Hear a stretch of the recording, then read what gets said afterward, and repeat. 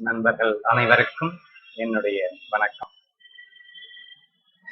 Last கிளாஸ்ல ரொம்ப டீட்டெயில்டான ஒரு டெப்தான ஒரு ரிசர்ச்சை நம்ம எல்லாருமே சேர்ந்து பண்ணோம். அதுல ஃபைனலா ஒரு மனதின் வலிமை என்பது எத்தகையதாக இருக்கின்றது.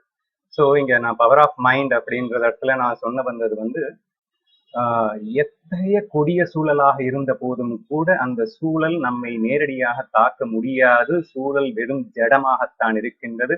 அந்த சூழலை இந்த மனமானது எப்படி எடுத்துக்கொள்ளுகின்றது என்கின்ற அடிப்படையில் தான் அந்த சுகம் அல்லது துக்கம் என்பது முடிவு செய்யப்படுகின்றது என்கின்ற ஒரு விஷயத்தை மிக ஆழமாகவே நாம் ஆராய்ச்சி செய்தோம். நீங்கள் எல்லாம் ரசித்திருப்பீர்கள், அதை ஆழமாக உணரக்கூட முயற்சி செய்திருப்பீர்கள், உணர்ந்திருப்பீர்கள் என்ற நம்பிக்கையில் நான் அடுத்த விஷயத்திற்கு செல்லலாம் என்று நினைக்கிறேன்.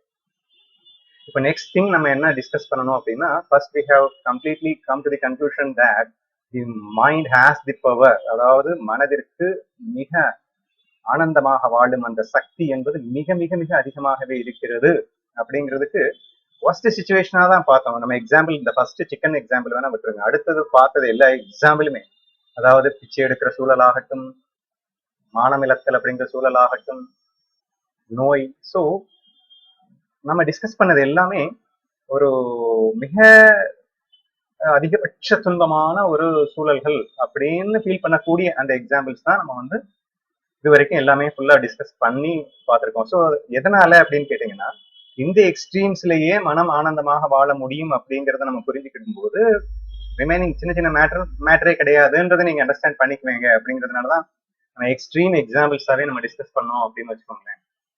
சரி, இப்ப நம்ம என்ன பண்ணணும்? ஒரு விஷயம் நமக்கு புரிஞ்சு போயிடுச்சுங்க. நமக்கு என்ன புரிஞ்சுது? we have come to the conclusion that the mind is the culprit. அதாவது என்னை நானே துக்கப்படுத்திக் கொள்கிறேன், என்னை நானே சுகப்படுத்திக் கொள்கிறேன். சூழல் எது வேணா இருந்துட்டு போகுது, ஆனா அத சரியா எடுத்துக்க தெரியாம ஒரு முட்டாள்தனமா, ஒரு லூசுத்தனமா. ஏன் முட்டாள்தனம் லூசுத்தனம்னு சொல்றோம்? என்ன நானே கஷ்டப்படுத்திட்டா நான் லூசு தானே. பின்ன ஒரு ஒரு பைத்தியக்கார ஹாஸ்பிட்டலுக்கு போங்க, அங்க ஒரு பைத்தியம் நேரம் என்ன பண்ணிட்டு இருக்கோம்னா, நேர போய் ஒரு நிலையில போய் முட்டிக்கிட்டே இருக்கும். ஏன் பண்ணுதுன்னு அதுக்கே தெரியாது. அப்ப தன்னைத்தானே வருத்திக் கொள்வதை நாம் பைத்தியக்காரத்தனம் என்று கூறுவது உண்மை என்றால், போன கிளாஸ்ல நான் ப்ரூஃபே பண்ணியாச்சு. என்ன ப்ரூஃப் பண்ணியிருக்கோம்? ஒரு மனிதனின் சுகதுக்கத்தை நிர்ணயிப்பது அவனவனின் மனமே என்ற ஒரு ப்ரூஃப்ல இருந்து என்ன தெரியுதுன்னா, நம்ம எல்லாருமே பைத்தியக்காரங்களா இருக்கோம்னு தெரியுது. இஸ் நாட் அ ட்ரூத் தென்? என்ன நானே கஷ்டப்படுத்திக்கிட்டா நான் பைத்தியம் அப்படிங்கிற ரீதியில பார்க்கும்போது, எனக்கு ஒரு கஷ்டம் என்று வந்தால் அது என்னால் மட்டுமே வரும் எனும்போது நான் கஷ்டப்படுகிறேன் என்றால் நான் பைத்தியமே. we have to accept it. வேற வழி இல்லை. அதனாலதான் அஜ்ஞானிகள் அப்படின்னு ஆன்மீகவாதிகள்லாம் சொல்லுவாங்க. இப்போ அறியாமை, அஜ்ஞானம் அப்படின்னா என்ன? லூசுத்தனம் அப்படிங்கிறத ரொம்ப டீசெண்டா சொல்றதுன்னு வச்சுக்கோங்களேன். அப்போ இந்த லூசுத்தனம் என்னுள், என் மனதிலே உள்ள அந்த லூசுத்தனம் எது? அந்த பைத்தியக்காரத்தனம் எது? எதனால் நான் பைத்தியமானேன்? என்னுள் இருக்கும் அந்த முட்டாள்தனத்தை, பைத்தியக்காரத்தை என்னவென்று முதலில் அறிய வேண்டும். பிறகு அதை நாம் களைவதற்கு முயற்சி செய்ய வேண்டும். சரியா? அப்போ இதுதான் நம்ம பார்க்க போறது. எது என்னை வருத்துகிறது, அல்லது இங்கிலீஷ்ல சொல்றதா இருந்தா viruses. what is the virus which is corrupting my mind அப்படின்ற ஒரு கேள்வியை கேட்கிறேன்னு வச்சுக்கோங்களேன். அப்போ எனக்குள்ள அது என்னங்க இருக்கு? நானே கஷ்டப்படுத்திக்கிற அளவுக்கு what's the problem with me அப்படின்னு கேட்டா அதுக்கு என்ன ஆன்சர்? ஓகே, இதுதான் நம்ம இப்ப ரிசர்ச் பண்ண போறோம். அதுக்கு நான் என்ன செய்ய போறேன்? ஏற்கனவே நம்ம நிறைய எக்ஸாம்பிள்ஸ் பார்த்தோம் இல்லையா? அந்த சேம் எக்ஸாம்பிள்ஸை ஜஸ்ட் ரிவைண்ட் பண்ணுங்க and we will try to find out one by one. அதுல என்ன நடக்குதுன்றத பாருங்க. நம்ம கண்டிப்பா அந்த உள்ள இருக்கிற அந்த கல்பிரிட்டை கண்டுபிடிச்சிடலாம் நினைக்கிறேன். பார்ப்போம். ஸோ த ஃபர்ஸ்ட் திங்ல சிக்கன் எக்ஸாம்பிள் பார்த்தோம். அதுல ஒருத்தர் சுகப்பட்டார், இன்னொருத்தர் துக்கப்பட்டார் அப்படின்னு பார்த்துருக்காங்க. யாரு சுகப்பட்டாங்க? முஸ்லீம். யார் வருத்தப்பட்டாங்க? பிராமன். அவங்க ரெண்டு பேரும் மனசுக்குள்ள என்ன இருந்தது? ஒருத்தர் அதை விரும்பினார், இன்னொருவர் அதை வெறுத்தார். அப்ப கஷ்டப்பட்டது யாரு? அதை வெறுத்தவன் கஷ்டப்பட்டான். ஆச்சுங்களா? சோ மனம் வெறுக்கும் போது கஷ்டத்தை உணர்ந்தது. ஃபர்ஸ்ட் எக்ஸாம்பிள் பாத்தீங்க. அப்படியே ருட்டீனா வாங்க, ஒரு எக்ஸாம்பிளா வாங்க, யூ வில் ஃபைண்ட் தட். அதாவது அடுத்து என்னது, யா பிச்சை எடுக்கிற சூழல் அப்படின்னு டிஸ்கஸ் பண்ணோம்ல. அதுல என்னது, ஒரு பணக்காரனாக வாழ்ந்த ஒரு நபர் வந்து பிச்சை எடுக்கிற நிலைக்கு செல்லுகின்றார் அப்படின்னு வரும்போது அவர் கஷ்டப்பட்டார். ஏன்? பிச்சை எடுக்கும் சூழலை வெறுத்தார். அந்த பிச்சை எடுக்கிற சூழல் அப்படின்னாலே இது ரொம்ப கேவலமானது, ரொம்ப ஒஸ்டானது அப்படிங்கிற ஒரு ஃபீல். அப்படின்னா என்ன, வெறுப்பு. அந்த வெறுப்பு அவரை துக்கப்படுத்தியது. அப்புறம் நம்ம ஃப்ரெண்ட்ஸ் எல்லாம் சொன்னேனே, ஸோ எனக்கு பிச்சைக்கார ஃப்ரெண்ட்ஸ் இருக்காங்கன்னு சொன்னேன். ஸோ அவங்க எல்லாம் என்ன ஃபீல் பண்றாங்க, அவங்க அதுதான் பெஸ்ட்ன்னு நினைக்கிறாங்க. ஸோ அவர்கள் அதை விரும்புகிறார்கள். ஸோ அவர்கள் விரும்பும் போது அது அவர்களுக்கு சுகமாகவே தெரிந்தது. அப்போ சேம் திங், இந்த விருப்பு வெறுப்பு ஒரு ஏதோ ஒரு லாஜிக் தெரியுற மாதிரி இருக்கா? ஆக அந்த இங்கேயும் கூட விரும்பியவன், அந்த சூழலை விரும்பியவன் சுகமாக இருந்தான், அந்த சூழலை வெறுத்தவன் கஷ்டப்பட்டான். இப்ப நெக்ஸ்ட் மானம் இழத்தல் அப்படிங்கிற ஒரு பாயிண்ட் நம்ம பார்த்தோமா? அங்கேயும் கூட ஒரு 2 பேரை நம்ம பார்த்தோம். அதாவது pick pockets, robbers, regular jail goers, jail birds அப்படின்னு பார்த்தோம் இல்லையா? இப்ப என்ன டிஃபரன்ஸ் பாருங்க, எகெயின் தி சேம் திங். அதாவது அந்த ஜெயில், அந்த ராபர்ஸ், பிக் பாக்கெட்ஸ் இவங்க எல்லாமே அந்த சூழலை வந்து இன்ஃபேக்ட் விரும்புறாங்கன்னு கூட சொல்லலாம். அது அவங்களுக்கு வெறுப்பாவே தெரியலங்க. அந்த வெறுப்பு அவங்கள்ட்ட இல்லாத போது they are not getting affected. அவர்கள் அதனால் பாதிப்படைவதில்லை. So this is the truth which we are finding out. சரி, நம்ம அந்த ஊர் தலைவர் நட்டாமை அப்படின்னு பேசணும் இல்லையா? அப்போ அந்த மதிப்பு மரியாதையோடு வாழ வேண்டும் அப்படின்றதுல ஒரு ரொம்ப விருப்பு வந்ததுனால அது இல்லாம போகும்போது தாங்க முடியல. அந்த இகழ் அப்படிங்கிற விஷயத்த, அவமானம் அப்படிங்கிற விஷயத்த வெறுத்தார், துக்கப்பட்டார். So this is the thing it's கமிங்னா. அப்போ அதுதான் அந்த விஷயத்துலயும் வருது. அப்புறம் வேற என்ன எக்ஸாம்பிள் பார்த்தோம்? நோய், வலி, நிறைய எக்ஸாம்பிள்ஸ் பார்த்தோம். ஜிம் அப்படின்னு சொன்னேன், விளையாட்டு அப்படின்னு சொன்னேன். ஸோ எங்கெல்லாம் நாம் வலியை விரும்புகின்றோமோ அங்கெல்லாம் நமக்கு சுகமாகவே தெரிந்தது. எங்கே நாம் வலியை வேண்டாம் என்றோமோ வெறுத்தோமோ அது சுத்தமாக தெரிந்தது. வலியாங்க டைரக்டா நம்மள ஏதாவது பண்ணிச்சு இல்லையே. அந்த மனசுல அதை நீ எப்படி நம்ம ஹேண்டில் பண்றோம், அதை விரும்பி எடுத்துக்கிறோமா, வெறுத்து எடுத்துக்கிறோமா? Is it not that create that difference? அதுதானே அந்த ஒரு பெரிய வித்தியாசத்தை உண்டாக்கிச்சு. அப்போ அந்த நோயிலையும் ஒரு விஷயத்த பார்த்தோம். அப்புறம் அந்த சிங்கப்பூர் பனிஷ்மெண்ட் எக்ஸாம்பிள் எடுத்துக்கோங்க. அந்த பனிஷ்மெண்ட் எக்ஸாம்பிள்ல அவனுக்கு அது வெறுப்பா தெரியல. இந்த வெறுப்பா தெரியாதப்போ அதை வந்து அவன் ஜாலியா என்ஜாய் பண்ணிட்டான். அப்புறம் அந்த குளிர் எக்ஸாம்பிள் எடுத்துக்கோங்க. அதுலயும் அவன் வெறுத்தவன் கண்டிப்பாக துக்கப்பட வேண்டியதுதான், அதை விரும்பியவன் அங்கே சுகப்பட வேண்டியதுதான். So what ever the situation it may be, எல்லா இடத்திலையுமே வெறுப்பென்ற ஒன்று இருந்து விட்டால் அங்கே நீ துக்கம் என்ற ஒன்றை சந்தித்தே தீர வேண்டும். This is what it is coming இல்லையா? சரி, அப்படின்னா என்ன சார் அர்த்தம்? மனசுல இருக்கக்கூடிய அந்த ஒரு எது நம்மை துன்பப்படுத்துகிறது, இந்த ஆராய்ச்சி தானே பண்ணிட்டு இருக்கோம். மனசுன்னு கண்டுபிடிச்சோம். அடுத்து மனசுக்குள்ள எது என்னை கஷ்டப்படுத்தியது அப்படிங்கிற அந்த கண்டுபிடிப்புக்கு போகும்போது கண்டுபிடிச்ச மாதிரி தெரியுது இல்லையா? Yeah, it's we call it as வெறுப்பு. இங்கிலீஷ்ல டிஸ்லைக்ஸ், அவர்சன் அப்படின்னு சொல்லுவாங்க. ஸோ அதுதாங்க. So we have find out one thing. So வெறுப்பு என்கின்ற விஷம் நமக்குள் இருக்கின்ற வரை துக்கம் என்கின்றதை நாம் அவாய்ட் செய்ய முடியாது, அதாவது தடுக்க முடியாது. ஸோ ஒரு விஷயம் நம்ம கண்டுபிடிச்சிட்டோம். சரிங்க, okay, how to eradicate the dislikes? எப்படி அந்த வெறுப்பை நம் மனதில் இருந்து கலைப்பது? அதை முதல்ல சொல்லுங்க. வெறுக்கிறதுனால நமக்கு துக்கம் வருது அப்படின்னு ஐடென்டிஃபை காட்டி கொடுத்துட்டேங்க. அந்த வெறுப்பை நம்ம மனசுல இருந்து தூக்க முடியுமா? அது எப்படி தூக்குறது? அதை காட்டி கொடுங்க அப்படின்னு சொல்லி அடுத்த கொஸ்டின் நீங்க கேக்குறீங்க. ஓகே, அடுத்த கொஸ்டினுக்கு என்ன பதில்? வெறுப்பு எங்கிருந்து வந்தது? இருப்பு என்பதிலிருந்துதான் வெறுப்பு என்று ஒன்று வந்தது என்பதை புரிந்து கொள்ள வேண்டும். என்ன சொல்றாரு புதுசா? விரும்பியவன் எல்லாம் சந்தோஷமாகத்தானே இருந்தான், விருப்புல ஒண்ணுமே ப்ராப்ளம் இல்லை, விருப்புல மட்டும்தான் ப்ராப்ளம் ஆகும்னு நினைச்சோம். இப்ப என்னமோ விருப்பு தான் விருப்ப கொண்டு வந்ததுன்னு சொல்றாரு அப்படின்னா, yes, that is the truth. என்னன்னா அந்த ஒரு விருப்பு தான் நமக்கு வெறுப்பாக மாறுகிறது. எப்படி? Let's take the same example. அந்த சிக்கன் எக்ஸாம்பிளே எடுத்துக்கோங்க. அந்த முஸ்லீம்காரர் அந்த ஒரு டிஷ் எடுத்து அப்படியே மெதுவா அப்படி வாய்க்கு எடுத்துட்டு போகும்போது ஒரு ஃப்ரெண்டு வந்து முக்கியமான கெஸ்ட் வந்துட்டாங்கடா, சாரிடா, நீ நாளைக்கு சாப்பிட்டுக்கூடா அப்படின்னு சொல்லிட்டு அதை பிடிச்சி அப்படி எடுத்துட்டு போயிட்டாருன்னு வச்சுக்கோங்க. நம்ம ஆளுக்கு என்ன ஆகும்? ஆஹான்னு ஃபுல்லா, ஏன்னா அவர் வந்து அதுல மோகத்துல வேற இருக்காருன்னு நம்ம சொல்லியிருந்தோம். ஆக உள்ள நாக்குல எச்சிலூரி வைக்க போகும்போது எடுத்துட்டு போயிட்டான் அப்படின்னா வெறுத்துடும். எது? அந்த சூழல் இப்போது அவருக்கு வெறுக்கும். நம்ப வச்சு இப்படி ஏமாத்திட்டியடா அப்படின்னு சொல்லிட்டு அந்த இடத்துல அவன் கஷ்டப்படுகின்றான். ஆக இப்ப அந்த முஸ்லிம்க்கு ஏன் கஷ்டம் வந்தது? விருப்பு அது கிடைக்காத போது வெறுப்பாக மாறியது. ஆக வெறுப்பு எங்கிருந்து வந்தது? எங்கிருந்தெல்லாம் வராதுங்க. நம்ம ரொம்ப விரும்பின ஒண்ணு நம்ம கைக்கு கிடைக்கல அப்படிங்கிற ஃபீலிங் வரும்போது டப்புன்னு வெறுப்பா மாறிடுது. ஆக dislikes comes from only likes. அதாவது வெறுப்பு என்பது விருப்பில் இருந்துதான் வருகிறது. ஒரு விஷயத்தை நீ அதிகமாக விரும்பவே இல்லை, அது உன்னை விட்டு விலகினால் அது உனக்கு வெறுப்பாக போவதில்லை. ஸோ இட்ஸ் ட்ரூத் இல்லையா? இப்போ நம்ம அந்த சிக்கன் எக்ஸாம்பிளே பார்த்தீங்கன்னா தேர்ட் பர்சனா ஒருத்தர் எடுத்துக்கோங்க. அவருக்கு வந்து அதுல வந்து ரொம்ப அதீத ஒரு மோகம்லாம் கிடையாது அப்படின்னு சொன்னேன். இப்போ அந்த சிக்கன் பிளேட் உள்ள வரும்போது இவர் அந்த தேர்ட் பர்சனை, மூணாவது நபரை வந்து இன்டியூஸ் பண்ணுமா?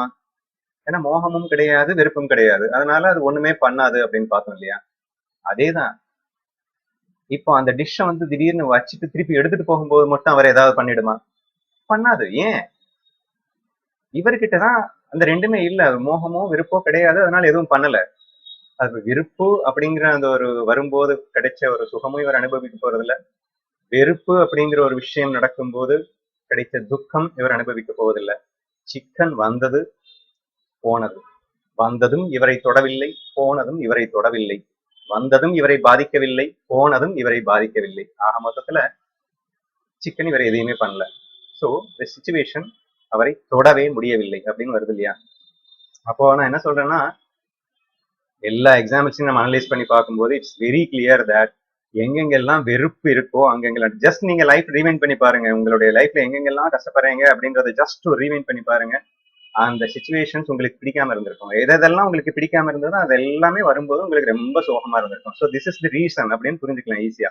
இப்போ நெக்ஸ்ட் வந்து அந்த வெறுப்பு எப்படி வந்தது அப்படின்னு சொன்னா, ஏதோ ஒரு விஷயத்த ரொம்ப விரும்பி இருப்பீங்க, அந்த விருப்பம் நிறைவேறலைன்னா தான் அந்த வெறுப்பாவே மாறி இருக்கும். அந்த வெறுப்பு எப்படி ஆச்சு அப்படின்னு கொஞ்சம் டீப்பா திங்க் பண்ணி பார்த்தீங்கன்னா, அது விருப்பு அப்படிங்கிறது நிறைவேறாத போதுதான் அந்த வெறுப்பு நடந்தது அப்படிங்கறத நம்ம ஈஸியா புரிஞ்சுக்கலாம். ஆக இப்போ 2 திங்ஸ் நம்ம ஐடென்டிஃபை பண்ணிருக்கோம்.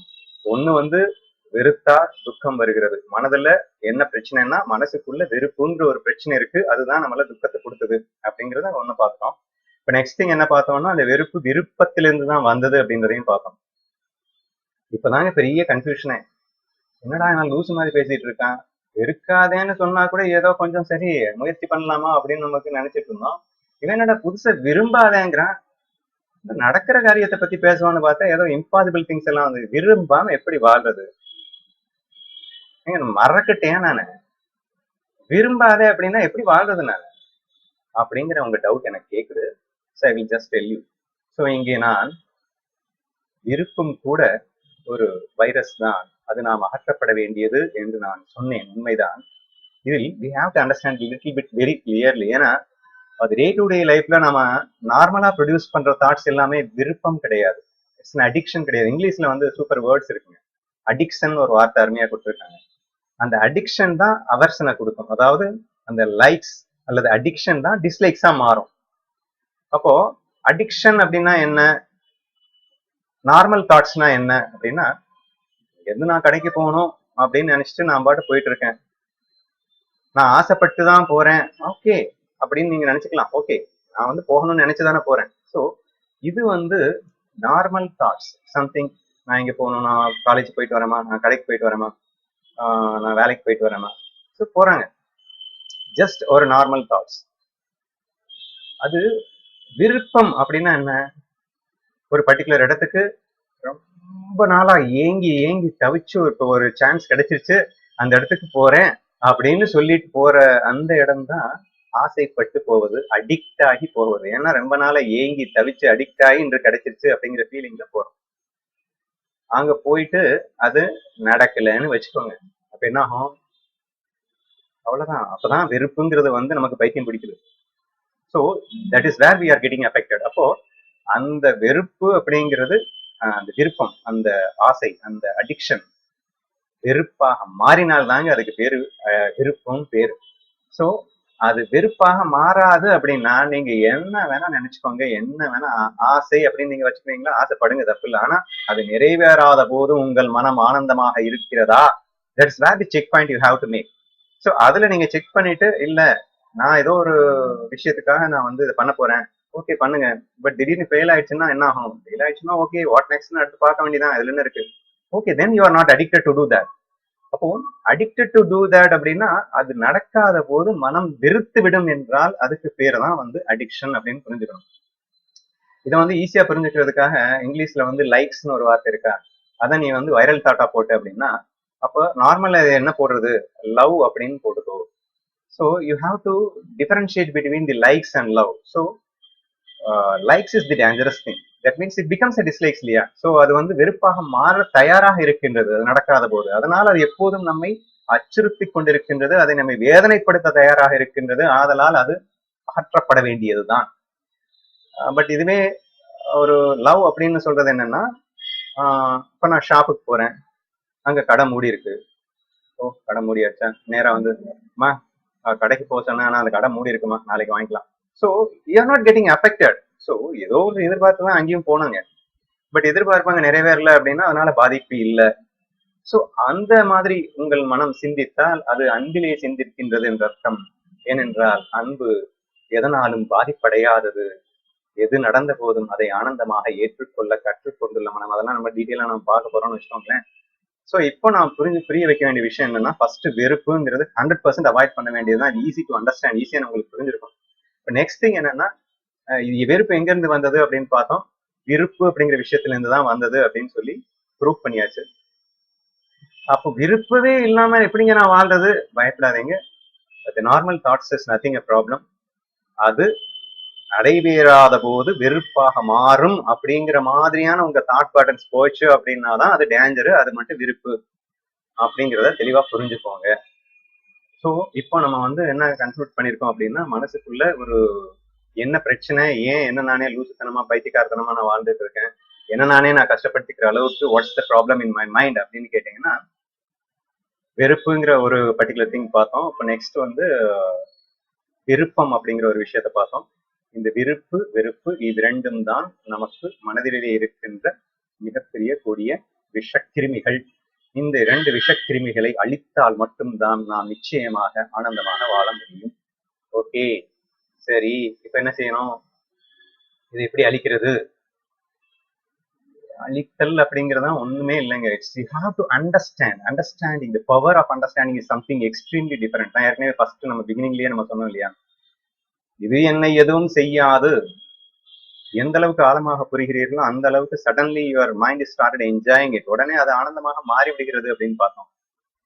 அதே மாதிரி இப்போ நமக்குள்ள ஒரு புரிதல் வரணும். என்ன புரிதல் வரணும்னா, ஒரு விஷயத்துல அடிக்ட் ஆகி அது கிடைச்சா மட்டும்தான் சந்தோஷம்னு நினைச்சிட்டு இருக்குல்ல ஒரு முட்டாள் மனசு, அந்த முட்டாள் மனசுக்கு புரிய வைக்கணும், அது ஏன்டா இப்படி அடிக்ட் ஆகி அது கிடைச்சாதான் சந்தோஷம்னு நினைக்கிற, அப்படி நினைக்கிறதுனால பல தடவை கிடைக்காம நீ அவஸ்தை தானடா படுற.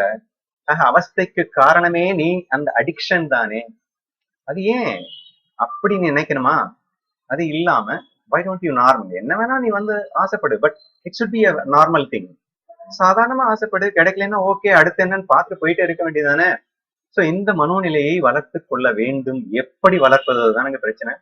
So this is what I am going to detail elaborately. நம்ம நிறைய எக்ஸாம்பிள்ஸ் இருக்கு என்னுடைய ஆராய்ச்சியில. ஒவ்வொரு எக்ஸாம்பிளா நம்ம வந்து பார்ப்போம். அந்த உதாரணங்களின் வழியாகத்தான் எந்த ஒரு விஷயத்தையும் நம்ம புரிஞ்சுக்கவே முடியும் இல்லையா. Without examples how to is very difficult to understand. Okay, இப்போ நான் இன்னைக்கு வந்து ஒரு பர்டிகுலர் உதாரணத்தின் மூலியமாக, இந்த உதாரணத்தை மட்டுமே, அதாவது நிறைய உதாரணங்கள் இருக்கு, நிறைய உதாரணங்களையும் நான் பேசுறேன், டிஸ்கஸ் பண்றேன். இப்போ ட்ரை பண்ணுங்க, இந்த ஒரு உதாரணத்தை மட்டும் நீங்க புரிஞ்சுக்கிட்டீங்கனாலே போதும், டெஃபினட்டா லைஃப் 100% ப்ராஸ்பரஸா மாறிடும். அடுத்த செகண்ட் உள்ளுக்குள்ள இருக்கிற அந்த லைக்ஸ் டிஸ்லைக்ஸ் காணாமலே போயிடுங்க. Just if you have to completely understand this, முழுமையாக இது புரிந்து விட்டீர்கள் என்றால் அடுத்த நொடி உள்ளுக்குள் இருக்கின்ற அந்த 2 விஷக்கிருமிகள் எங்கே பிச்சுக்கோ பறந்துக்கோ என்று ஓடிவிடும். இப்போது நீங்கள் ஆனந்தமாக வாழத் தொடங்கி விடுவீர்கள். So here I am going to tell that particular example. அது எப்படிங்க அந்த விருப்பு வெறுப்பு இல்லாத மனம் எப்படிங்க இருக்கும்? அது எப்படி ஆனந்தமாக இருக்கும்? அந்த விருப்பு வெறுப்பு இருக்கின்ற இந்த மனம் எப்படி துயரப்படுகிறது? இது நான் அனுபவிச்சிட்டேங்க. அந்த விருப்பு வெறுப்பு இல்லாத மனம் ஏதோ ஒண்ணு ரொம்ப சந்தோஷமா இருக்குமா, எப்படி இருக்கும், மறக்கட்ட மாதிரி இருக்குமா, டவுட்டாவே இருக்கு. அதெல்லாம் அதை மட்டும் எனக்கு கொஞ்சம் புரிய வைங்க அப்படின்னு நீங்க சொல்றதுக்கு தான் இப்ப இந்த விளக்கம் வருது, கேட்போம்.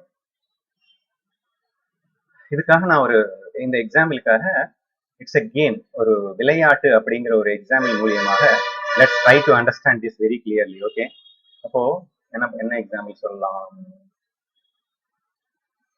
பேஸ்கெட் பால் இல்ல பேட்மிண்டன் எடுத்துக்கலாம்.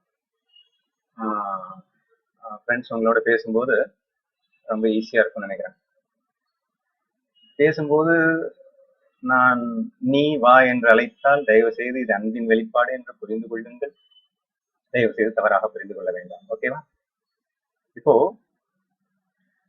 நீ நான் ஆக இப்போது இதை கேட்டுக்கொண்டிருக்கின்ற நீங்களும் நானும் இப்போது ஒரு பேட்மிண்டன் போட்டி நடக்கிறது, அதில் நாம் பங்கேற்கின்றோம், விளையாட போகின்றோம். ஓகேவா?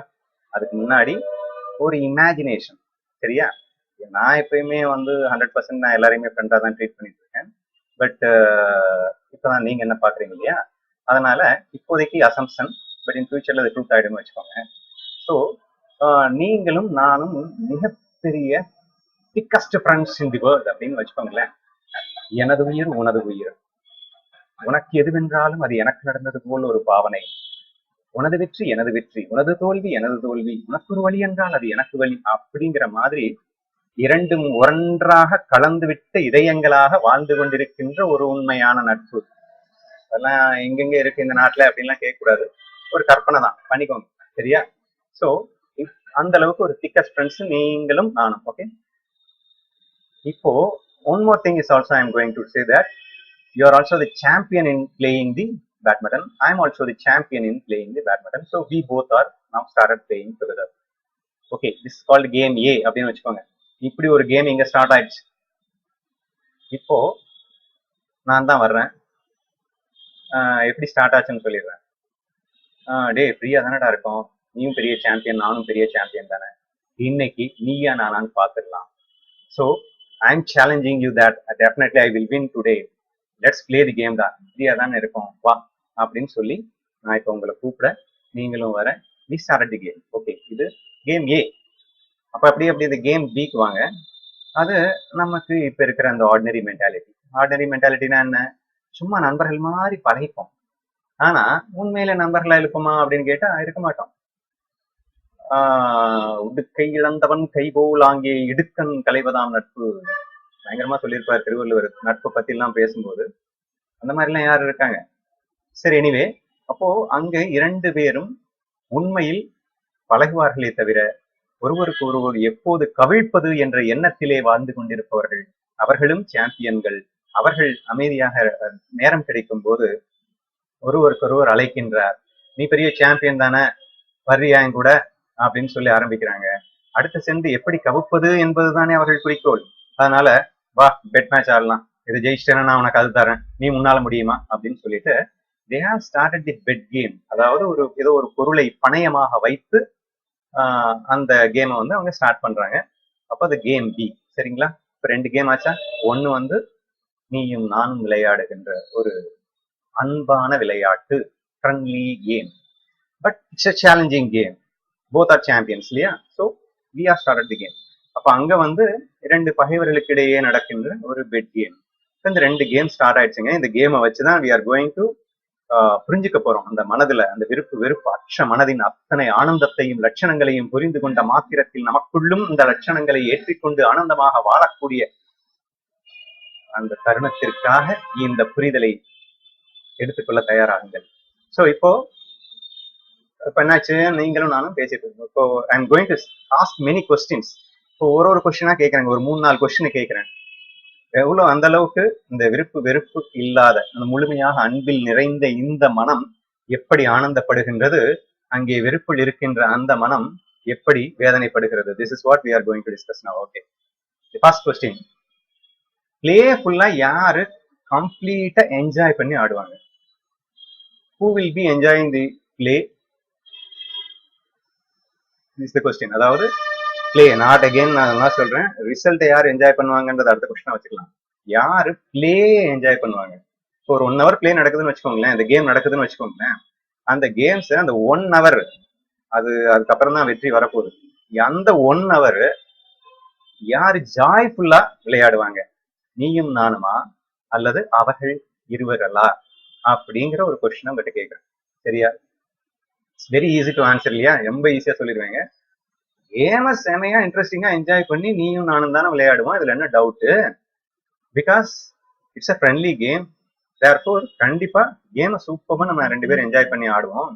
பட் அவங்க 2 பேரும் பகைவர்கள் அப்படிங்கிறப்போ அவங்க எங்க கேம்ல என்ஜாய்மெண்ட் எல்லாம் நிச்சயமா இருக்காது. டெஃபினெட்லி நம்ம தான் கேமை என்ஜாய் பண்ணி விளையாடுவோம் அப்படின்னு நீங்க சொல்றது எனக்கு கேக்குது. ஓகே, அதற்கு கொஞ்சம் நான் விரிவா சொல்லிடுறேனே என் பாணியில.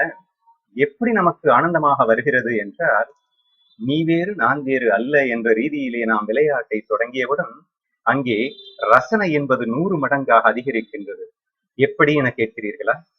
நான் அடிக்கும் ஒவ்வொரு சாட்டையும் நான் ரசித்து ஆனந்தப்படுவதை போலவே என் அன்பனான நீங்கள் அடித்து ஆடும் அந்த ஆட்டத்தையும் நான் ரசிக்கின்றேன். சோ அப்போ தி கேம் ஃபுல்லாவே அங்க ரசனை எனக்கு மாறாது. I'm just enjoying what I M playing and as well as you what you are playing. நான் ஆடுவதையும் ரசிக்கின்றேன், நீ ஆடுவதையும் நான் ரசிக்கின்றேன் எனும் போது அங்கே விளையாட்டு முழுக்க முழுக்க ஆனந்தமாக இருக்கின்றது. So this is the major thing.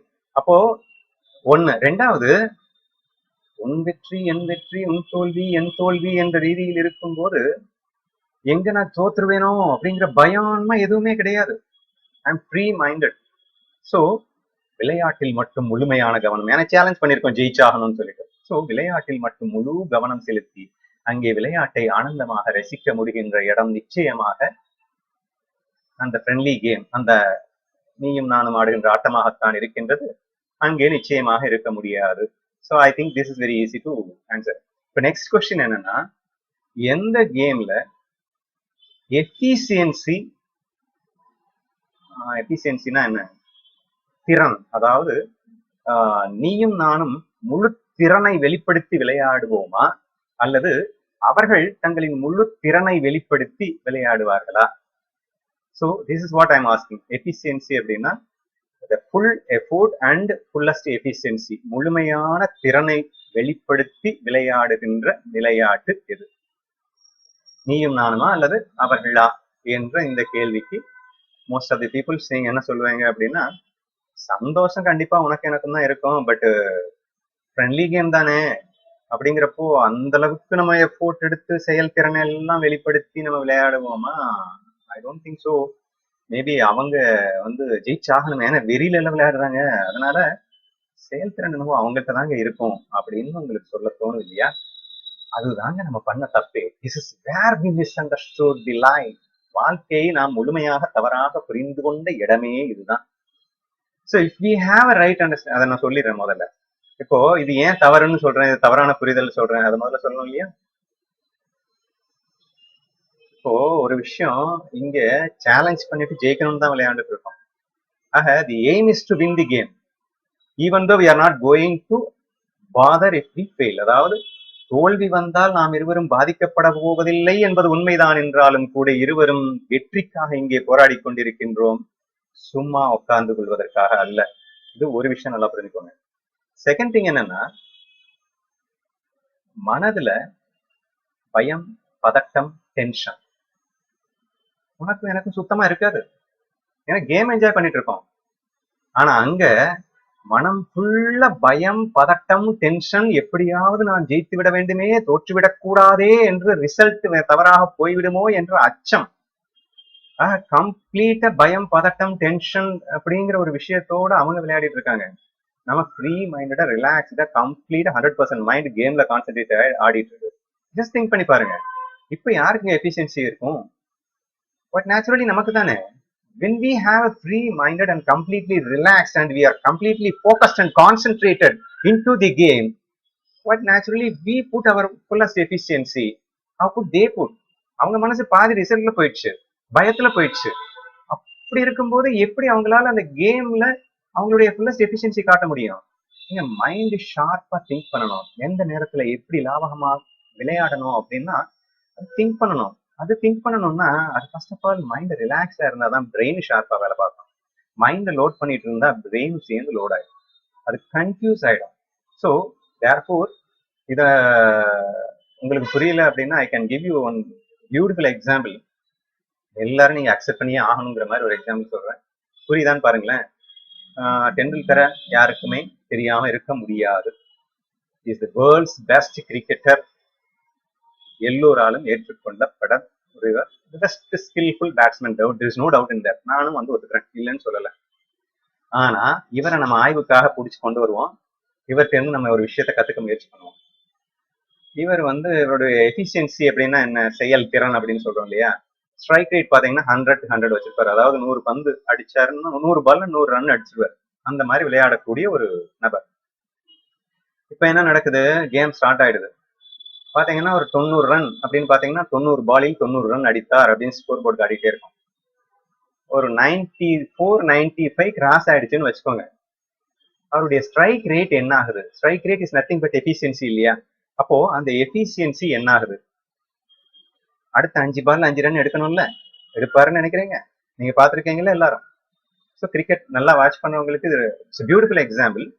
கண்டிப்பா அந்த 5 பால்ஸ்ல 5 ரன்ஸ் எடுக்கணும். But he will take minimum 10 balls. அதுல இன்னொரு பெரிய கொடுமை, கரெக்டா அந்த 5 ரன் எடுக்கும் போதுதான் அவர் பல தடவை கேம்ல அவுட் ஆகிறாரு. இதை மறுக்கவே நீங்க மாட்டீங்க, எல்லாரும் ஒத்துக்கக்கூடிய ஒரு உண்மை. அப்போ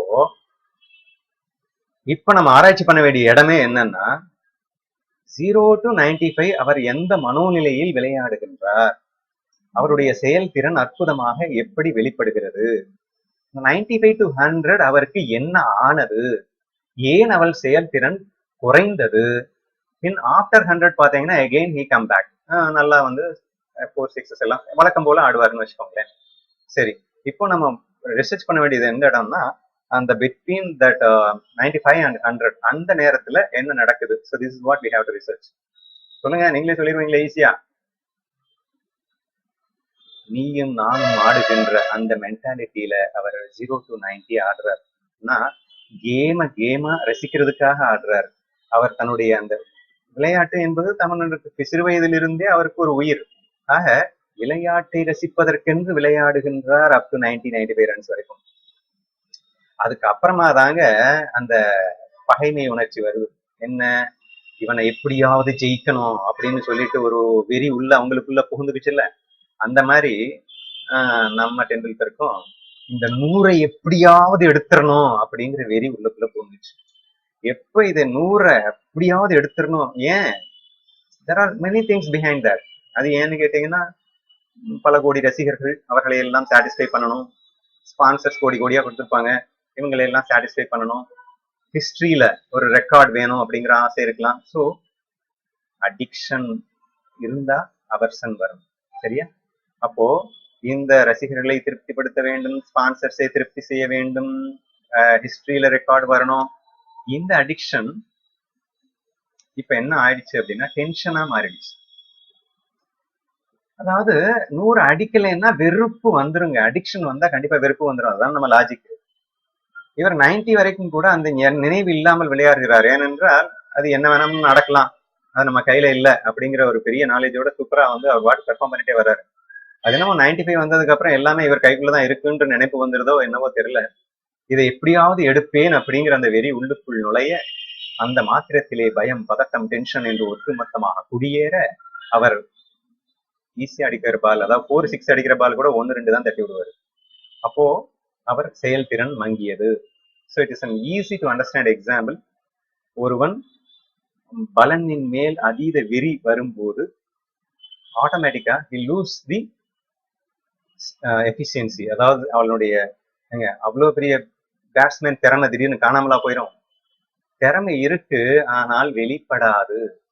ஸோ இந்த இப்ப நம்ம எடுக்கக்கூடிய இந்த கிளாஸின் நோக்கமே என்னன்னா, சின்ன வயசுல இருந்து first 20 years we have devoted completely for learning skills.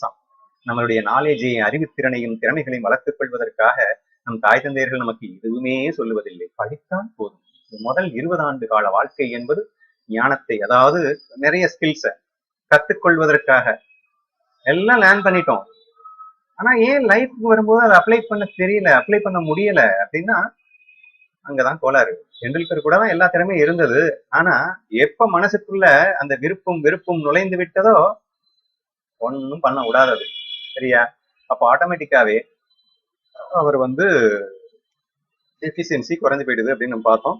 So here I am proving you that definitely you and me will have a very good efficiency, not only the bliss efficiency also, but they will not have. அதாவது நீயும் நானும் தான் நிச்சயமாக முழு திறமையை வெளிப்படுத்தி விளையாட முடியும் என்ற உண்மையையும் புரிந்து கொள்ள வேண்டும். சரியா?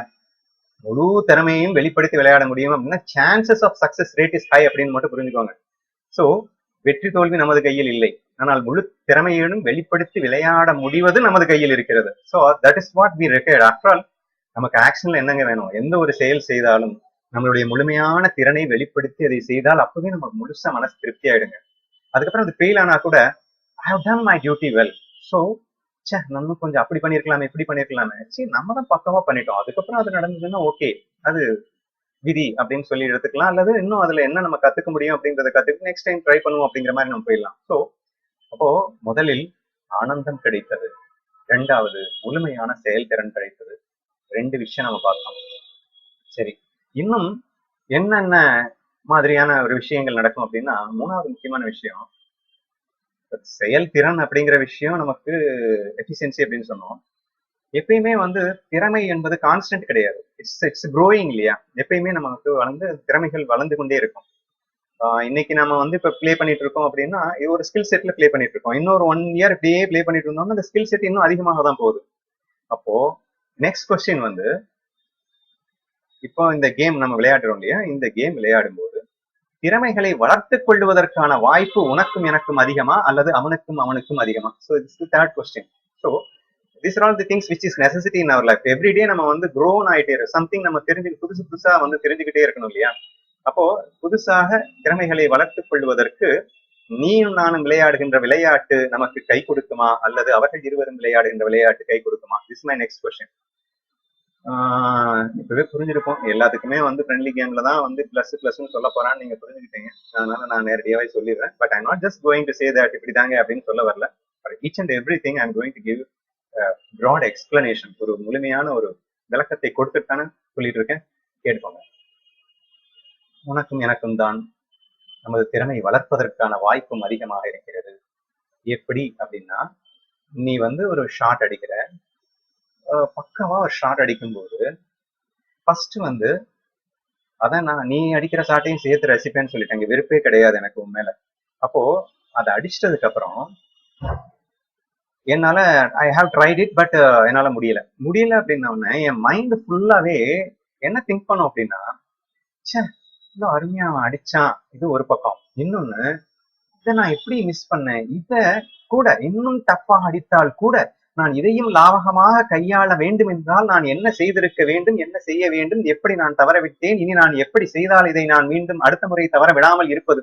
ஸோ இது ஆட்டோமேட்டிக் ப்ராசஸா வந்துருங்க. ஏன்னா பிகாஸ் மைண்ட் ஃப்ரீயா இருக்கு. இப்போ ஒன்று தவறு நடந்துருச்சு, it's learning is an automatic process இல்லையா? அப்ப ஆட்டோமேட்டிக்கா நான் வந்து I am just thinking about இதை எப்படி இம்ப்ரூவ் பண்ணிக்கிறது அப்படிங்கிறத நான் வந்து திங்க் பண்ணிட்டே இருப்பேன். எல்லாம் ஒரு பிளேஸ்மெண்ட் போட்டேன்னு வச்சுக்கோங்க, நீ சூப்பர்பா ஒரு பிளேஸ் ஆக்சுவல் போட்டேன், பட் அதை நான் மிஸ் பண்ணிட்டேன். அப்ப எப்படி நான் மிஸ்கால்குலேட் பண்ணேன், எப்படி அவன் வந்து நம்மளை வந்து கரெக்டா கால்குலேட் பண்ணான். ஸோ தீஸ் திங்ஸ் நான் வந்து ரிசர்ச் பண்றேன். ஸோ நெக்ஸ்ட் டைம் அதை அவாய்ட் பண்றது எப்படிங்கிறத திங்க் பண்றேன். This is way I am improving my self இல்லையா? ஸோ இது வந்து நீயும் நானும் ஆடுகின்ற ஆட்டத்தில் நடக்கின்றது. சரி, அவங்க வந்து இம்ப்ரூவ் பண்ண மாட்டாங்களா அப்படின்னு கேட்டா எப்படி பண்ணுவாங்கன்னு யோசிக்கிறீங்க? ஒருத்தன் அடிக்கிறான், ஓங்கி அடிச்சிட்டான்னு வச்சுக்கோங்க, இவனால எடுக்கவே முடியலன்னு வச்சுக்கோங்க, மட்டையை கீழே போட்டு நான் எதுக்கு இருந்து என்னடா இதை கூட எடுக்க தெரியலையேன்னு ஒண்ணு என்ன நொந்துக்குவேன். இல்லைன்னா மனுஷனா இவன் இப்படி போட்டிருக்கான் பாரு, இப்படி போட்டா எப்படி நான் அடிக்கிறது அப்படின்னு சொல்லிட்டு 4 திட்டு அவனை திட்டுறது, இல்லைன்னா என்ன 4 திட்டு திட்டுறது. அவனையும் என்னையும் திட்டிட்டு இருந்தா எப்ப நான் கத்துக்கிறது? பட் உனக்கும் எனக்கும் நடக்கின்ற கேம்ல அப்படி இல்லையே. So here I am not blaming you, instead I am enjoying you. At the same time I'm just finding my fault. இங்க என்ன தப்பு நடக்குது, இதை அவாய்ட் பண்றது எப்படின்னு தான் நாங்க பாத்தீங்கன்னா என்ன உட்காந்து திட்டிட்டு இருக்கிறதுல இப்படி என்னடா இப்படி ஆயிட்டேன்னு உட்காந்து அழுதுட்டு இருக்கிறதோ திட்டிட்டு இருக்கிறதோ இல்ல.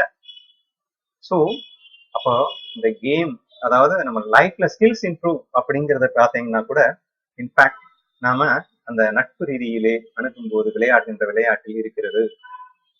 ஆச்சா, இப்ப நெக்ஸ்ட் வந்து என்ன, யா இப்போ திடீர்னு ஒரு ஃபோன் கால் அர்ஜென்ட்டா வருது, இல்ல திடீர்னு தலைவலிக்குது, வாட் எவர் இட் ஏதோ ஒன்று எடுத்துக்கோங்களேன். அப்போ ஆட்டோமேட்டிக்கா நான் என்ன சொல்லுவேன், ஏய் ஓகேடா கமான் டேக் ரெஸ்ட், என்ன நம்ம நெக்ஸ்ட் டைம் பாத்துக்கலாம் அப்படின்னு சொல்ல போறேன். இல்ல ஒரு அர்ஜென்ட் கால் வந்துருச்சு, okay you to be come on do your work அப்படின்னு சொல்லிட்டு சந்தோஷமாக விலகுவதற்கு தயாராக இருக்கின்றேன். சோ அந்த கேமை விட்டு விலக நேர்ந்தால் அதை ஆனந்தமாக என் மனம் ஏற்றுக்கொள்ள தயாராக இருக்கின்றது நட்பு ரீதியில. ஓகே, அப்படியே அங்க போங்க, அங்க பெட் மேட்ச் ஆடிட்டு இருக்காங்க, சீட்டாட்டத்தெல்லாம் கேள்விப்பட்டிருப்பீங்க. அவன் மரணமே நிகழ்கின்ற அளவிற்கும் கூட அந்த இடத்தை விட்டு வெளியே வர மாட்டாரு. சோ மொத்த பணத்தையும் இழந்து அதுக்கப்புறமும் கடனை உடனே வாங்கி இழந்து இதுக்கு மேல அவங்களா பத்தி விட்டாதாங்க அவர் அந்த இடத்தை விட்டு வெளியே வருவார். பணம் இல்லைன்னு, பணம் இருக்கிற வரைக்கும் அவங்களும் பத்த போறது இல்லை. So this way the bet game is going. உங்களுக்கு நல்லா தெரியும். அப்ப என்னன்னா ஒரு ஒரு விஷயம், ஒரு எந்த ஒரு முக்கியமான தலைவலி இருந்தாலும் சரி, எவ்வளவு ஒரு முக்கியமான விஷயம் இருந்தாலும் சரி, அதையெல்லாம் உதாசீனம் செய்துவிட்டு இதற்கு அடிமைப்பட்டு கிடக்கும் போது அதன் பின்விளைவுகள் மீண்டும் வந்து இதை தாக்கும் போது பெரிய துன்பம், ஒரு துன்பம் என்பது ஒரு சுழலாக சுழன்று வந்து நம்மை தாக்கி விடுகின்றது. சரியா? ஆக இப்போ ஐம் ஜஸ்ட் கிவிங் யூ, அந்த வைரஸோடு மைண்ட் விளையாண்டுச்சுன்னா எப்படி இருக்கும், இந்த வைரஸ் இல்லாம முழுமையான நட்பு ரீதியிலே விளையாண்டால் எப்படி இருக்கும், இதுதான் நம்ம டிஸ்கஸ் பண்ணிட்டு இருக்கோம். அந்த வைரஸ் இல்லாம அப்படிங்கறது தான் நான் நட்புங்கிற மாதிரி பேசிட்டு இருக்கேன். சரி, இப்போ 3 விஷயம் பார்த்துட்டோம். அதாவது சந்தோஷம் எங்கே இருக்கிறது, எஃபிஷியன்சி எங்கே இருக்கிறது, திறன் அதாவது திறமை எங்கே வளர்கிறது, குவிட்டிங் தி கேம் கூட பார்த்துட்டேன் இப்போ. சரி, இப்போ I just want to the important கொஸ்டினுக்கு நான் வந்துடுறேன். அது என்ன ஒரு முக்கியமான கொஸ்டின்னா, ரெண்டாவது இன்னொன்னு கேட்கிறேன், எந்த கேம் நம்ம ஆடுறதுக்கு ரொம்ப ஈஸியா இருக்கும்னு நினைக்கிறீங்க? ஃப்ரீ மைண்டடா விளையாடுறது தாங்க உண்மையிலேயே ரொம்ப ஈஸி. முக்கிய பிச்சுக்கு லோடாகி விளையாடுறதா கஷ்டம். ஸோ விளையாடுவதன் கூட இதுவே easy, enjoyment every thing is there. Okay, இப்பதான் ஒரு முக்கியமான கொஸ்டினுக்கு வரப்போறேன். இப்போ உங்களுடைய நீயும் நானும் உயிர் தோழன் என்று கூறிவிட்டேன், அதனால் நம்ம 2 பேரும் ஃப்ரெண்ட்லி கேம் ஆடணும், இவ்வளவு அட்வான்டேஜஸ் கிடைச்சது, எவ்ரி திங் இஸ் ஓகே, அதை அப்படியே வைங்க. ஒருவேளை நான் உன்னை கவிழ்த்து விட வேண்டும், உன்னை எப்படியாவது ஏதாவது சங்கடத்தில் ஆழ்த்த வேண்டும், உனக்கு ஏதாவது ஒரு துன்பத்தை கொடுக்க வேண்டும் என்று ஒரு நினைத்து கொண்டு மனதிலே அந்த எண்ணம், வெளியில சும்மா ஃப்ரெண்டு மாதிரி பழகிட்டு இந்த கேம் மூலியமா இவனை எப்படியாவது கஷ்டப்படுத்திடணும் அப்படிங்கிற ஒரு வெறியோடு நான் விளையாட வருகின்றேன். ஆனா உன்னை நான் இனிமையா நினைச்சிட்டு வர்றேன். சரியா? சோ இப்போ மை கொஸ்டின் இஸ், ஒரு உயிர் நண்பனோடு விளையாடும் போது ஃப்ரெண்ட்லி கேம் மென்டாலிட்டியில விளையாடுவோம். ஓகே, இப்போ நான் ஒரு உன்னை எனிமையா நினைச்சு நான் உங்ககிட்ட வரும்போது நீ என்னை நண்பனாகவே நினைத்து கொண்டு ஃப்ரெண்ட்லி கேம் மென்டாலிட்டியில விளையாடுவியா? நீ என்ன எனிமையா நினைக்கும் போது நான் எப்படி உன்னை நண்பனா நினைக்கிறது? எனிமின்னு வந்துட்டா அப்புறம் எனிமி கேம் தான் அப்படின்ற மாதிரியாக நினைத்து கொண்டு என்னிடத்தில் விளையாடுவியா? This is question. கொஸ்டின் என்னன்னா, நண்பனிடத்தில் நட்பு கேம் விளையாடுவே, இட்ஸ் ஓகே. ஆனால் ஒரு எதிரி உன்னிடத்தில் வரும்போது அவனிடத்தில் எந்த மனோநிலையில் விளையாடுவாய்? அந்த நண்பனின் மனோநிலையிலா அல்லது விருப்பு வெறுப்பு என்ற மனோநிலையிலா? So this is what the question. நல்லாவே யோசிக்கிறீங்க, ஆன்சர் நானே சொல்லிடுறேன். நமக்கு வேண்டியது என்ன? ஆனந்தம் வேண்டும், விளையாட்டிலே செயல்திறன் வேண்டும், நமது திறமை வளர்க்கப்பட வேண்டும். எந்த ஒரு சூழலிலும் விளையாட்டை விட்டு விலகுவதென்றாலும் சுலபமாக விலகுவதாக இருக்க வேண்டும். இப்படி நம்ம மஸ்ட் சொன்ன இந்த எல்லா அட்வான்டேஜும் நமக்கு வேணுமா இல்லையா? ஏங்க அது இல்லாம விளையாண்டு என்னங்க பிரயோஜனம்? விளையாடுறதே ஆனந்தமாக இருக்கிறதுக்கு தானுங்க. சும்மா இருக்கும்போது வாடா விளையாடலாம்னு ஏன் கூப்பிட்டோம்? Just to have the time pleasantly. டைமை வந்து பிளசண்டா ஸ்பெண்ட் பண்றதுக்காக, ஒரு ஆனந்தமாக ஸ்பெண்ட் பண்றதுக்காக தான் ஸ்டார்ட் தி கேம் ஆக்சுவலி. அப்போ ஆனந்த ultimate aim of every human being is that. ஒரு நொடி ஆனந்தத்தை இழந்தால் கூட நாம் மிகப்பெரிய இலக்கில் இருக்கின்றோம் என்பதை புரிந்து கொள்ள வேண்டும். எதை வேணா இழக்கலாம், ஏன்னா சந்தோஷத்தை மட்டும் இழந்துவிடக் கூடாது. பட் அந்த பெட் கேம்ல அது டோட்டலாவே காலி, அங்க எதுவுமே கிடையாது. சந்தோஷமா ஒரே ஒரு இடத்துல வரும், ஜெயிச்சா ஒரு செகண்ட் சந்தோஷம் வந்துட்டு போகும். ஏன்னா திருப்பி வந்து அவன் கேம் கூப்பிடுவானே. ஆக மறுபடியும் ப்ராசஸ் ஸ்டார்ட் ஆயிடும். Procedure is a continuous process. Result அந்த மின்னல் வெளிச்ச மாதிரி அப்பப்போ அப்படி ஃபிளாஷ் ஆயிட்டு போகும். அதுல விக்டரிங்கிற ஃபிளாஷ் வருந்த அந்த மொமெண்ட் ஒரு செகண்ட் அவருக்கு ஒரு சந்தோஷம் கிடைக்கும். அவ்வளவுதான். வேணா மேபி அந்த இடத்துல சந்தோஷம் கிடைக்கும்னு வச்சுக்கோங்களேன். சரி, இப்போ இந்த எதிரி வரும்போது எந்த கேமை விளையாடுவது என்று கேட்டால், நிச்சயமாக நான் அவனை நண்பன் என்று நினைத்தால்தான் என் மனம் முதலில் ரிலாக்ஸ்டா இருக்கும். வெற்றி தோல்வியை பத்தி கவலைப்படாது. எஃபிஷியன்சி அதிகமாகும். ஆதலால் நீ என்னை என்ன வேண்டுமானாலும் நினைத்துக்கொள், நான் உன்னை நண்பனாகத்தான் நினைத்து விளையாடுவேன் என்ற ஃபீல்ல நீங்க இருந்தீங்கன்னா நீங்க அறிவாளி. இல்லைன்னா அப்படிதான். ஓகேவா? சோ ஒரு வாய்ஸ் மேன் திங்கிங்ஸ் அப்படிங்கிறது ஒரு அறிவாளியின் எண்ணம் என்பது இப்படித்தான் கண்டிப்பா சிந்திக்க வேண்டும். காரணம், நம்மை நானே துக்கப்படுத்திக் கொண்டவன் மூடன், ஒரு முட்டாள் பைத்தியக்காரன் என்பதை தயவு செய்து உணர்ந்து விடுங்கள். என்னை நான் ஆனந்தப்படுத்தும் செயல் மட்டும்தான் நான் செய்ய முடியும் என்பதை மறந்து விடாதீர்கள். அடுத்தவர்களை துக்கப்படுத்துகிறேன் என்பதற்காக என்னை நான் துக்கப்படுத்திக் கொண்டால் அதைவிட மூடத்தனம் எதுவுமே கிடையாது. ஆக first try to make yourself happy. அப்போ அதுக்கு நீ முதலில் எல்லோரையும் நண்பன் என்ற ரீதியிலே அணுகினால் மட்டும்தான் உனக்குள் அந்த ஆனந்தம் வருகிறது. அப்ப குவைட் நேச்சுரலி நண்பன் என்ற ரீதியில் அணிச்சிட்ட அவங்களுக்கும் நல்லதுதான் நடக்கும். சரியா? திஸ் இஸ் ஆட்டோமேட்டிக் ப்ராசஸ் வச்சுக்கோங்க. ஸோ இப்போ இவ்வளவு நேரம் நான் ஒரு பெரிய விஷயத்த நம்ம டிஸ்கஸ் பண்ணியிருக்கோங்க. அது என்ன அப்படின்னு கேட்டீங்கன்னா, ஒரு விளையாட்டு என்ற அடிப்படையிலே வைத்து மனதிலே உனக்கும் எனக்கும் எந்த விதமான வெறுப்பு, துவேஷம், விருப்பு என்று எதுவுமே கிடையாது. முழுமையான நேசம் மட்டுமே. அதாவது இருமனமும் கலந்து விட்ட ஒரு நிலை. அந்த ஒரு நிலையில இருந்து பார்க்கும்போது, பிகாஸ் அந்த ஒரு நிலையில இருந்து பார்க்கும்போது என்னென்ன நன்மைகள் ஏற்பட்டது அப்படின்றத நம்ம டீட்டெயில நம்ம லிஸ்ட் அவுட் பண்ணி பார்த்தோம். அதே மாதிரி மனசுல ஒரு வெற்றி என்பதிலே விருப்பு, அந்த எதிராளியின் மேல் வெறுப்பு, தோல்வியின் மேல் வெறுப்பு என்று ஒட்டுமொத்தமாக அந்த விருப்பு வெறுப்போட கேம் ஆடினா அது என்ன மாதிரி இருக்கும் அப்படிங்கிறதையும் நம்ம டீட்டெயிலா அனலைஸ் பண்ணிட்டோம் இல்லையா? சரி, இப்போ இந்த எக்ஸாம்பிள் நான் எதுக்காக சொன்னேன் அப்படின்னு கேட்டா, இப்ப this is where I am coming to the real part. இதெல்லாம் இது வரைக்கும் சொன்னது வெறும் உதாரணம். சரியா? இந்த உதாரணத்தின் வாயிலாக நாம் புரிந்து கொள்ள வேண்டியது என்ன? This is the major thing. நான் சொல்லிடுறேன். அதாவது விளையாட்டு விளையாட்டு விளையாட்டுன்னு சொன்னது உண்மையான விளையாட்டு. எதுங்க உண்மையான விளையாட்டுன்னு கேட்கிறாங்க? வாழ்க்கை தான் ஒரு உண்மையான விளையாட்டு. தயவு செய்து புரிந்து கொள்ளுங்கள். வாழ்க்கை என்பது ஒரு விளையாட்டு, அற்புதமான விளையாட்டு.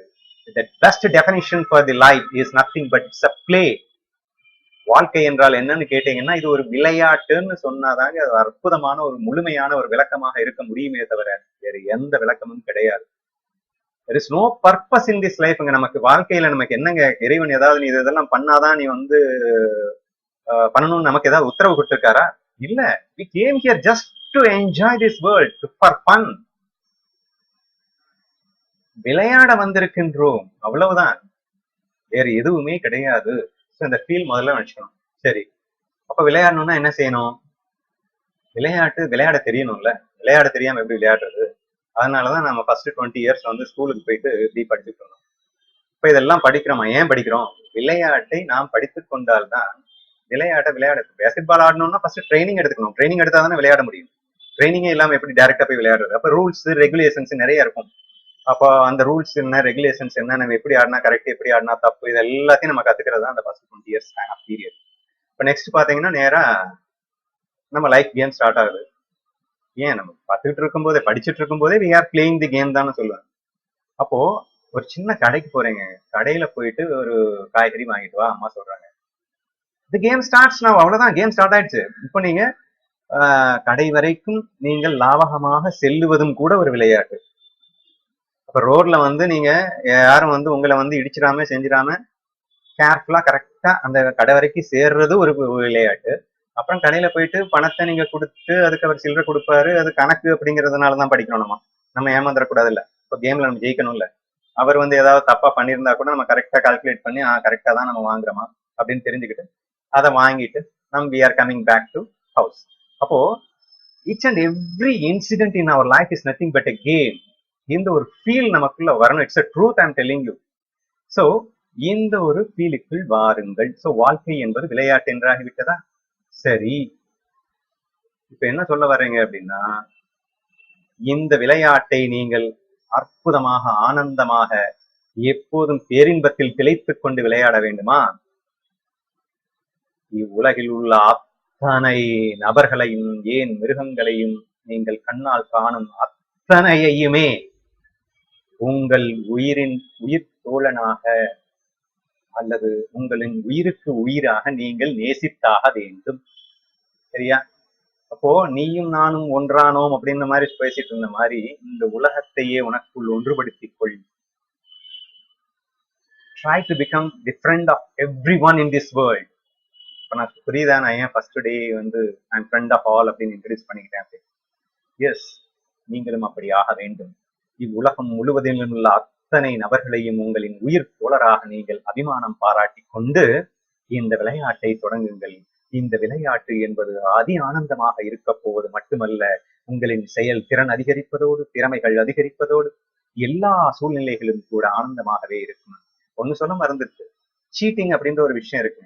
இப்போ நான் ஏதோ நீயும் நானும் கேம் ஆடிட்டு இருக்கும்போது ஏதோ சீட் பண்றேன் அப்படின்னா என்ன நடக்கும்? You will shout at me. நீ கோவப்படுவ. எப்படி கோவப்படுவ? உன்னுடைய இன்டென்ஷன் ஃபுல்லா என் மனதை நோகடிக்க வேண்டும் என்ற நோக்கத்தில் என்னை திட்டமாட்டாய். என் தவறை சுட்டி காட்டி என்னை நல்படிப்படுத்த வேண்டும் என்ற நோக்கத்திற்காக இருக்கும். ஏய், என்ன விளையாடுற நீ? என்னடா பெரிய சாம்பியன் சொல்லிட்டு என்ன கேம் விளையாடிட்டு இருக்க? This is not the worst thing. இதெல்லாம் தயவு செய்து ப்ளீஸ் டோன்ட் டு இட் அப்படின்னு சொல்லிட்டு நீ என்னிடத்தில் கோவப்படுவது உன்னுடைய முழுமையான அன்பின் வெளிப்பாடு. அது என்னை நோகடிக்கும் நோக்கத்தில் அல்ல, என்னையும் மாற்றி நல்வழிப்படுத்த வேண்டும் என்ற நோக்கத்தில் அமைந்து விடுகின்றது. ஆக இந்த சீட்டிங் என்ற ஒரு விஷயம் நடந்தால் கூட அன்பின் மிகுதியிலே அங்கே நல்லதே நடக்கின்றது. கோபமும் கூட நீ அங்கே அன்அஃபெக்டடாக என் மேல் நலன் கருதி நீ அங்கே படும் கோபம் உனையும் என்னையும் நல்வழி மட்டுமே படுத்துகின்றது. ஜஸ்ட் இப்ப கொஞ்சம் அப்படி திங்க் பண்ணி பாருங்க. பகைவர்களுக்கிடையே ஒரு சின்ன சீட்டிங் நடந்ததுன்னா வெட்டு குத்து கொலை எந்த ரேஞ்சுக்கு போகுது அப்படிங்கறத இமேஜின் பண்ணி பார்க்கணும். அங்கே அவர்கள் திட்டுவது என்பது அவனை திருத்துவதற்காக அல்ல, அவனை நோகடிப்பதற்காக. So just imagine. அப்போ மைண்ட் ஃபுல்லாவே அங்க எப்படிங்க சந்தோஷம் கிடைக்கும்? ஆக என்ன நடந்த போதும் சரி, வாழ்க்கை எனும் இந்த விளையாட்டிலே அத்துணை பேரையும் நீங்கள் முழுமையான நண்பர்களாக ஏற்றுக்கொண்ட மாத்திரத்திலே நீங்கள் இத்தனை நன்மைகளை பெறப்போகிறீர்கள் என்பதை தயவு செய்து புரிந்து கொள்ளுங்கள். சரியா? ஆனா அடுத்த கொஸ்டின் நீங்க கேக்குறது, என்னடா லூசு மாதிரி பேசிட்டு இருக்க, எப்படிடா எல்லாத்தையும் ஃப்ரெண்டா பார்க்க முடியும்? நல்லவங்க எல்லாத்தையும் நிறைய பேர் இருக்காங்க, அவங்கள எல்லாரையும் நீ ஃப்ரெண்டா பாருன்னு சொன்னா கூட ஓரளவு நான் ட்ரை பண்ணலாம். ஆனா திருடங்க, இன்னும் எவ்வளவு பேட் பீப்புள்ஸ் லைக் கிரிமினல்ஸ், எவனும் வாழ்க்கையில எல்லாருமே தான் இருக்காங்க. அவங்களெல்லாம் எப்படி நான் ஃப்ரெண்டா ட்ரீட் பண்றது? அப்படி என்ன வேணும்னே அடிக்க வர்றான், ஒரு தப்பும் பண்ணாம இருக்கும்போது என்ன இம்சை பண்ணிட்டு இருக்கான், இவனெல்லாம் நான் எப்படி ஃப்ரெண்டா ட்ரீட் பண்றது? இல்ல ஜோக்கா இது? நீ பாட்டு சும்மா பேசிட்டு இருக்க அப்படின்னு கேக்குறீங்க. It's very easy, it's very very easy. இப்ப நான் சொல்ல போற இந்த சின்ன ஒரு லாஜிக்கை மட்டும் அண்டர்ஸ்டாண்ட் பண்ணிக்கோங்க. நிச்சயமாக நாம் எல்லோரையும் நண்பர்களாக பார்க்க முடியும். லைஃப் கேம் அப்படிங்கிறது சுவாரஸ்யமா இருக்கணும்னா, இன்ட்ரெஸ்டிங்கா இருக்கணும் அப்படின்னா we need opponent players. சரியா? இப்ப கேம்ல நீயும் நானும் சண்டை தானே போட்டோம், நீயும் நானும் எதிர்ப்பு தானே விளையாடணும். ஆனா நம்ம என்ஜாய் பண்ணலையா? ஆக எதிர்த்து விளையாடும் போதும் என்னை நேசிக்க நீ மறந்து விட்டாயா? இப்ப நம்ம பேட்மிண்டன் வச்சுக்கோ, ஏன் இப்ப மல்யுத்தம் அப்படின்னே வச்சுக்கோ, நீயும் நானும் பெரிய மல்யுத்த வீரர்கள், சாம்பியன், ரெண்டு பேரும் அடிச்சோம் பிடிச்சோம் உரண்டோம் என்னென்னமோ பண்ணினோம். ஆனா அங்கே நமது நேசம் மறைந்ததா? இல்லையே. அவ்வளவுதான். the logic is very simple. ஆக பேட் கேரக்டர்ஸ், பேட் பீப்புள்ஸ் அப்படிங்கிறது எல்லாமே வாழ்க்கை எனும் இந்த விளையாட்டிலே அவர்கள் எடுத்துக்கொண்ட ரோல்கள் என்று நீங்கள் புரிந்து கொண்டால் போதுமானது. அவர்கள் அப்படி இருந்தால்தான் நாம் அவர்களை எதிர்த்து விளையாட முடியும், விளையாட்டு சுவாரஸ்யமா நடக்கும். இல்லைன்னா விளையாட்டே இருக்காது. அப்புறமா ஆப்பனன்ட் பிளேயர் இல்லாம எப்படி விளையாடுறது? ஆக we need opponent players to play the game. Therefore try to understand that the negative peoples are nothing but your opponent players, but your own thickest friends again. Don't forget it. அதாவது உங்களின் முழுமையான நேசத்திற்கு உட்பட்டவர்கள் தான், அவர்களையும் நீங்கள் நேசிக்கின்றீர்கள். as they are playing in a different role, அவர்கள் அந்த ரோல்ல விளையாடுறதுனால நீங்க எதிர்த்துத்தான் விளையாடுவீர்கள். அதில் ஒன்றும் மாற்று கருத்து இல்லை. ஆனால் மனதிலே நேசத்தை மட்டும் மறந்துவிட வேண்டாம். ஆக நேசம் என்பது அப்படியே இருக்கட்டும். உன் உயிர் நண்பனோடு இருக்கின்ற அந்த நேசம்தான் எதிர்த்து விளையாடும் நண்பனோடும் இருக்க வேண்டும். ஏனென்றால் வாழ்க்கை என்பது வெறும் விளையாட்டு. விளையாட்டிற்காக அந்த ரோலில் வரும்போது அதற்காக நாம் அவர்களின் நேசத்தை குறைத்துக் கொள்ள வேண்டிய அவசியம் இல்லை. ஒண்ணு எக்ஸாம்பிள் எடுத்துக்கணும். நாங்க பேஸ்கெட் பால் பிளேயர்ஸ். ஊர்ல ஒரு 10 ஃப்ரெண்ட்ஸ் இருப்பாங்க. 10 பேருமே க்ளோஸ் ஃப்ரெண்ட்ஸ் தான். நேரா பேஸ்கெட் பால் கிரவுண்ட் போனதுக்கு அப்புறம் எங்களுடைய அந்த 10 க்ளோஸ் ஃப்ரெண்ட்ஸ்ல ஒரு 5 பேரை அப்படி பிரிச்சு, நீங்க எல்லாம் அந்த டீம்ல ஆடுங்க, நாங்க எல்லாம் இந்த டீம்ல ஆடுறோம். ஆக ஒரு 5 நாங்களே எதிரிகளாக தீர்மானித்து எங்களை எதிர்த்து சண்டை போட சொல்லி ஒரு டீமை உருவாக்குறோம். So the aim is to have the game more interesting. We need to play in that way only. அப்படிதான் நம்ம விளையாடி ஆகணும் இல்லையா? அப்போ நட்பு நமக்கு குறைந்து விடுவதில்லை. அப்போதும் கூட விளையாட்டை நம்ம சுவாரஸ்யமாக விளையாட முடிகிறது அப்படிங்கிறத நீங்க புரிஞ்சுக்கிட்டீங்க அப்படின்னா, இந்த ஒரு லாஜிக் புரிஞ்சுக்கிட்டீங்க அப்படின்னா, எல்லோரையும் நேசிப்பது என்பது மிக சுலபம் என்பதை நீங்கள் ஒப்புக்கொள்வீர்கள். சோ நான் சொல்ல வந்தது என்னன்னா, நாம் ஏன்னா ஃப்ரெண்ட்லி கேம்ல இவ்வளவு அட்வான்டேஜஸ் இருக்கு. So therefore try to treat everything as எல்லாரையுமே நண்பர்களாக நினைத்துக் கொண்டு விளையாட்டை விளையாடுங்கள்னு நம்ம ஈஸியா சொல்லிட்டு போயிட்டான்டா, எப்படிடா நடக்கிற காரியமா அப்படின்னு நீங்க கேட்கறதுனால நான் சொல்றேன். It's extremely simple. பிகாஸ் லைஃப்ல சேலஞ்சஸ், த்ரில்ஸ், ப்ராப்ளம்ஸ் எல்லாம் வேணும். இருந்தாதான் லைஃப் நல்லா இருக்கும். இல்லைன்னா ஒரு பூக்கள் பூக்காத இலைகள் எதுவும், பூக்கள் எதுவும் இல்லாத ஒரு மொட்டை மரத்துக்கு சமானமாக வாழ்க்கை மாறிவிடும்.